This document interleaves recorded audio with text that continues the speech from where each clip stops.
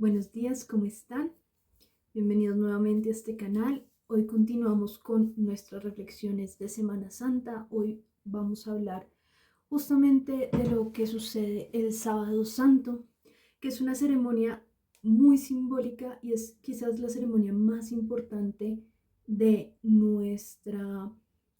fe, nuestra fe católica, siendo pues ese el tema que vamos a tratar hoy. Empezamos.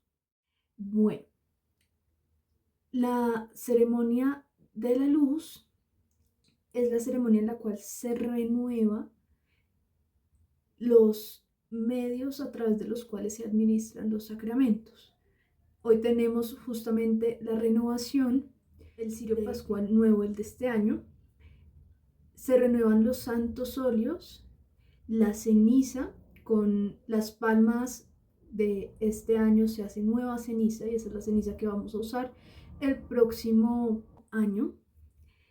Y tenemos también la bendición del agua. Entonces el agua bendita que se usa, o simbólicamente la que se presenta, es el agua nueva, renovada, que se renueva con justamente todo lo que ha pasado estos días, que hemos vuelto, digamos, a vivir y a rememorar y a acompañar a nuestro Señor en lo que fue su pasión.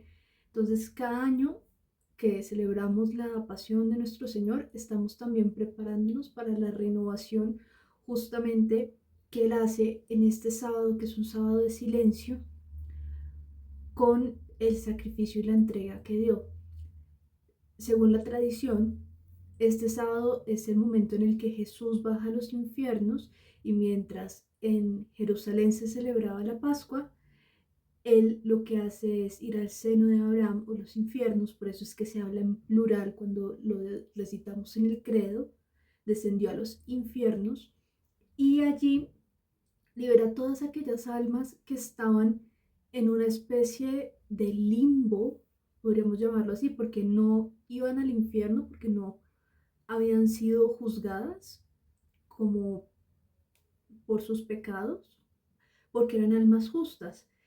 Pero resulta que antes de que nuestro Señor muriera, las puertas del cielo estaban cerradas. Entonces, lo que nosotros creemos y conmemoramos el día de hoy es justamente que Jesús desciende a estos infiernos, a este lugar donde las almas estaban mientras no podían subir al cielo, las saca de ahí y después de haberlas sacado de allí es cuando vuelve nuevamente a la tierra y se les presenta a los apóstoles anunciando la resurrección, primero a través de los ángeles, que es lo que vamos a leer ahorita, que se lo anuncia a las mujeres, y después ya se presenta como tal.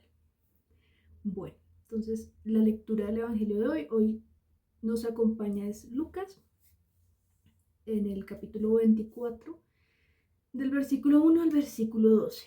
Empezamos. Lectura del Santo Evangelio según San Lucas. Padre, el Hijo y el Espíritu Santo. Amén. El primer día de la semana, de madrugada, las mujeres fueron al sepulcro llevando los aromas que habían preparado. Encontraron corrida la piedra del sepulcro y entrando no encontraron el cuerpo del Señor Jesús. Mientras estaban desconcertadas por esto, se les presentaron dos hombres con vestidos refulgentes.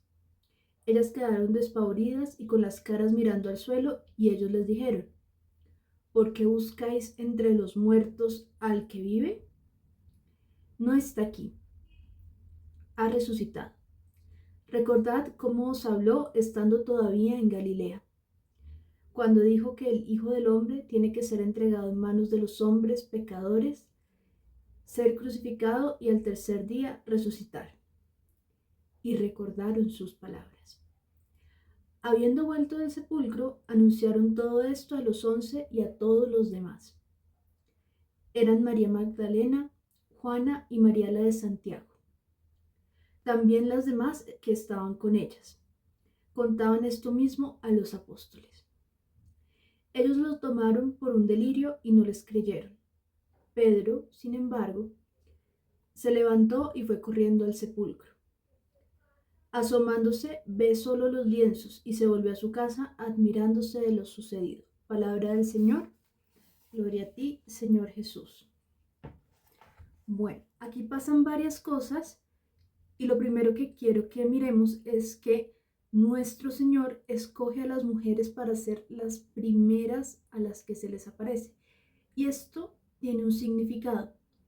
Si por una mujer entró el pecado al mundo, por medio de la mujer se anuncia la resurrección del Señor, porque ellas permanecieron fieles hasta el final, fueron las que lo acompañaron en la cruz con Juan. Y también porque Dios quiere devolverle como la dignidad a la mujer, mostrar que su valor está justamente en esa fortaleza que ellas tienen en el amor. Entonces, pues es un detalle que no puede pasar desapercibido y de hecho, pues Lucas lo resalta, nos dice quiénes eran, digamos que las mujeres más importantes que estaban ahí, que era María Magdalena, María la de Santiago y Juana. Pero dice que habían más mujeres ahí con ellas. Entonces es muy bonito ver este detalle porque es algo que no puede pasar desapercibido y vemos que así como nuestro Señor les da un lugar a ellas, ese lugar también lo reconocían los mismos apóstoles. Bueno, ahora hablemos un poquito de qué fue lo que ellas fueron a hacer. Como el sábado no podían trabajar, era parte de los mandamientos, digámoslo así, o las leyes judías, no trabajar en sábado.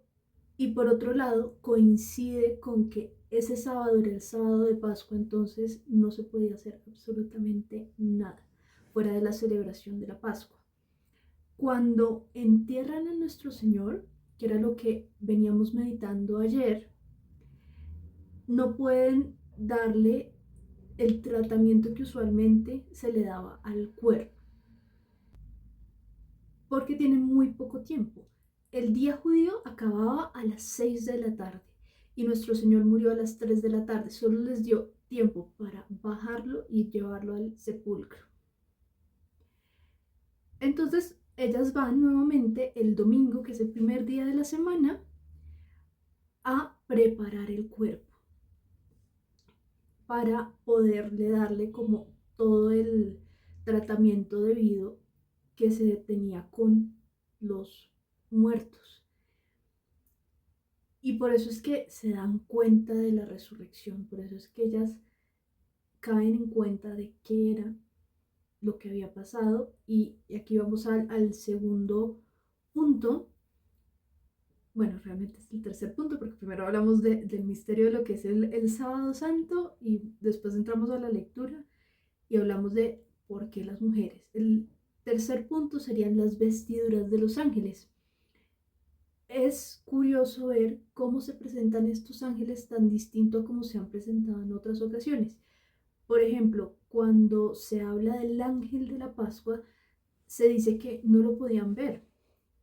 El ángel que ciega la vida de los primogénitos de Egipto, que es el ángel de la Pascua, es un ángel al que le temía el pueblo y se presenta con toda la autoridad y todo el poder de Dios. Lo mismo el ángel que está afuera custodiando la entrada del jardín del Edén en el Génesis. Es un ángel que representa la autoridad de Dios y tiene una espada de fuego. Estos ángeles se presentan relucientes, refulgentes, es la palabra que se usa en el Evangelio, o sea que irradian luz, irradian alegría. Y por eso es que lo que le dicen a las mujeres es como no lo busquen aquí porque está vivo.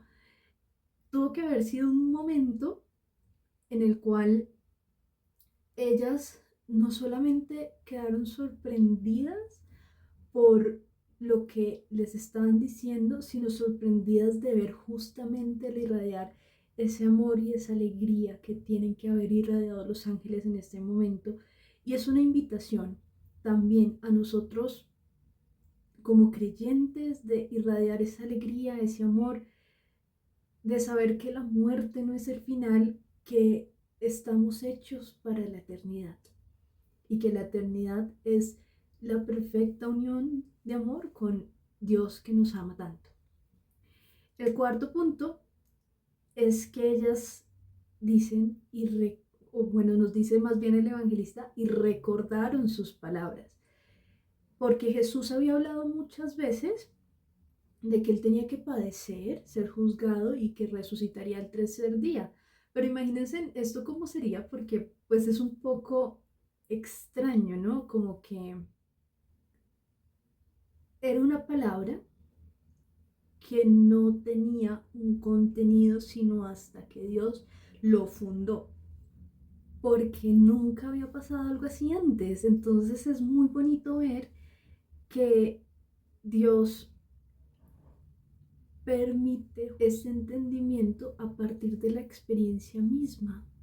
No es algo que es solo cerebral o conceptual, que se tiene que vivir, acompañar la vivencia de la resurrección para poder entender lo que esto implica. Y eso es lo que les da a ellos fuerza y después les permite entregar su vida libremente.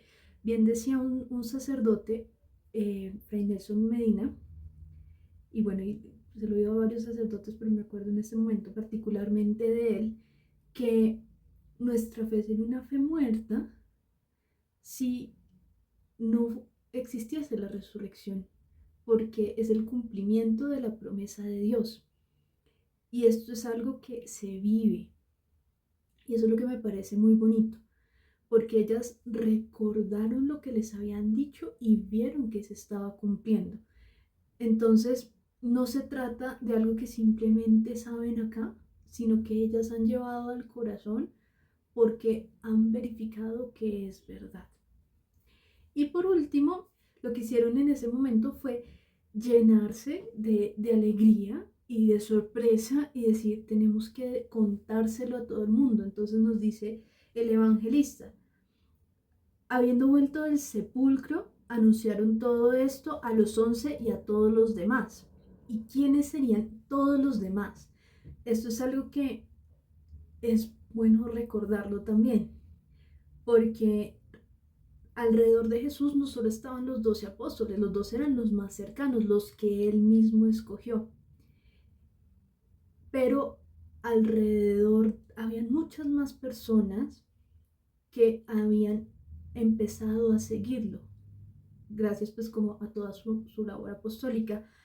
Nos dicen en algunos momentos que reunía a 5.000 personas, sin contar mujeres y niños. Entonces, también sabemos por el mismo Evangelio que en alguna oportunidad hizo un grupo de 72 discípulos y los mandó a predicar a distintos sitios.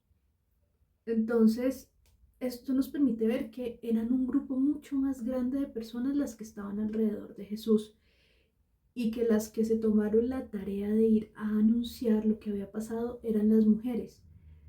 Obviamente, a los primeros a los que se les dice es a los apóstoles, por eso cierra el Evangelio diciéndonos que Pedro fue corriendo al sepulcro. Y sabemos por Juan que Juan fue con Pedro al sepulcro a verificar lo que habían dicho las mujeres. Esto es un llamado, o pues lo que pone el Señor en mi corazón en este momento, es que debemos aprender a esperar con alegría, esperar que Dios habite en nosotros ahora y siempre, pero muchas veces como que dejamos ir esa alegría de saber que su promesa se cumple. Y su promesa se cumplió no solo en ese momento, sino se cumple cada vez que asistimos a la Eucaristía, cada vez que recordamos y volvemos a acompañar a nuestro Señor en su pasión. Y esta alegría es una alegría de no estar todo el tiempo, digamos, hilarante, no es hilaridad, hilaridad es como reírse todo el tiempo, estar todo el tiempo con una sonrisa así, de oreja a oreja. No, no se trata de eso. Realmente la alegría es la esperanza de saber que Dios siempre va a estar con nosotros y que cumple sus promesas y en la medida en la que nosotros estemos dispuestos con nuestro corazón abierto a amar, podrá transformar nuestras vidas. Nos vemos en otra ocasión. Dios los bendiga.